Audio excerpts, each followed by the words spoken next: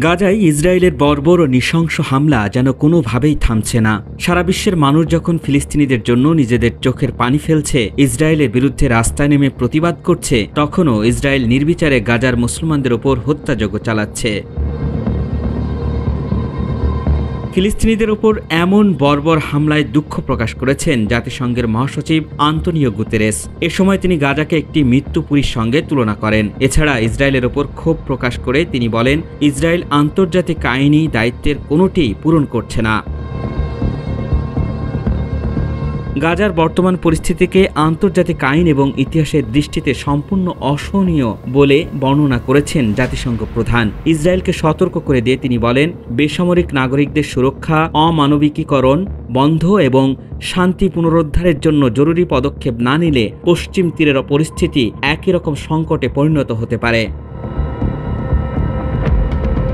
এ সময় চতুর্থ জেনেভা কনভেনশনের বেশ কয়েকটি বিধান উত্থাপন করে ইসরায়েলি কর্তৃপক্ষকে আন্তর্জাতিক আইনের বাধ্যবাধকতাগুলো মনে করিয়ে দেন জাতিসংঘ মহাসচিব। গুতেরেস বলেন, গাজার পরিস্থিতি বর্ণনা করার জন্য বিশ্বের কাছে হয়তো শব্দ ফুরিয়ে যাচ্ছে, কিন্তু আমরা কখনোই সত্য থেকে পালিয়ে যাব না।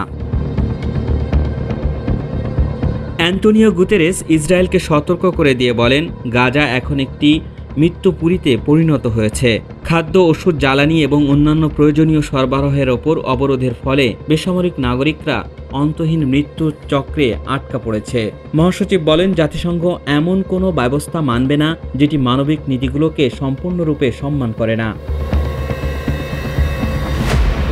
এছাড়া গাজায় অবিলম্বে নিঃশর্ত যুদ্ধবিরতি এবং পূর্ণ মানবিক প্রবেশাধিকার পুনরুদ্ধারের আহ্বানও জানিয়েছেন জাতিসংঘ মহাসচিব। তিনি বলেন, 1 মাসেরও বেশি সময় ধরে এই অঞ্চলে ত্রাণ না প্রবেশের ফলে ইতিমধ্যেই ভয়াবহ মানবিক সংকট তীব্রতর হয়েছে। গুতেরেস বলেন, আমাদের অবশ্যই মূল নীতিগুলোতে অটল থাকতে হবে। অমানবিকীকরণ বন্ধ, বেসামরিক নাগরিকদের সুরক্ষা, জিম্মিদের মুক্তি দেওয়া, জীবন রক্ষাকারী সহায়তা নিশ্চিত করা এবং যুদ্ধবিরতি পুনরায় শুরুর সময় এসেছে।